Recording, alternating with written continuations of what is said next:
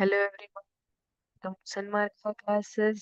ಶಬ್ದ ಪಾಠದ ಮೂಲ ಪ್ರಶ್ನೆ ಮಾನವನ ಕಿವಿಗಳ ಶ್ರವ್ಯ ಶ್ರೇಣಿಯ ಆವೃತ್ತಿಯು. ಹಾಗಿದ್ರೆ ಇದರ ಪ್ರಶ್ನೆಯ ಅರ್ಥವೇನು? ಶ್ರವ್ಯ ಶ್ರೇಣಿ ಅಂದ್ರೆ ಮಾನವ ಯಾವ ರೇಂಜ್ನಿಂದ ಯಾವ ರೇಂಜ್ ವರೆಗೆ ಶಬ್ದಗಳನ್ನ ಗ್ರಹಿಸಬಲ್ಲ, ಕೇಳಬಲ್ಲ ಅಂತ.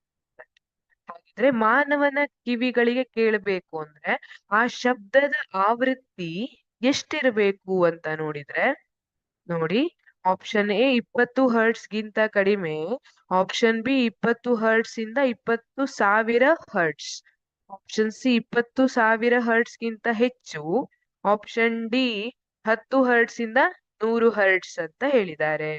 ಹಾಗಿದ್ರೆ ಇಲ್ಲಿ ಮಾನವನ ಕಿವಿ ಯಾವ ಆವೃತ್ತಿಯ ಶ್ರೇಣಿಯನ್ನ ಕೇಳುತ್ತದೆ ಅಂತ ಕೇಳಿದ್ರೆ 20 ಹರ್ಟ್ಸ್ ಗಿಂತ ಕಡಿಮೆ.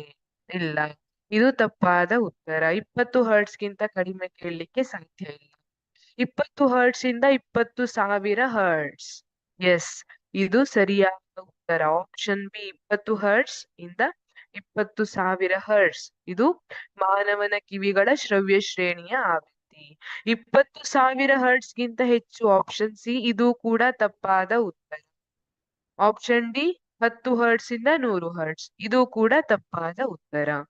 ಇಲ್ಲಿ 20 ಹರ್ಟ್ಸ್ ಇಂದ 20,000 ಹರ್ಟ್ಸ್ ಗಿಂತ ಹೆಚ್ಚು ಅಥವಾ ಕಡಿಮೆ ಇದ್ರೆ ಆ ಸಮಯದಲ್ಲಿ ಅದನ್ನ ಅಶ್ರವ್ಯ ಶಬ್ದ ಅಂತ ಕರಿತೀವಿ. ಅದನ್ನ ಮಾನವನ ಕಿವಿ ಗ್ರಹಿಸ್ಲಿಕ್ಕೆ ಆಗೋದಿಲ್ಲ. ಉದಾಹರಣೆಗೆ ಅಲ್ಟ್ರಾಸೋನಿಕ್ ಉಪಕರಣಗಳನ್ನ ನೀವು ಕೇಳಿರ್ತೀರಿ ಅಲ್ವಾ? ಸ್ಕ್ಯಾನಿಂಗ್ ಎಲ್ಲ ಮಾಡುವಾಗ ಉಪಯೋಗಿಸಿರ್ತಾರೆ, ಸೋನಾರ್ಗಳಲ್ಲಿ ಉಪಯೋಗಿಸಿರ್ತಾರೆ.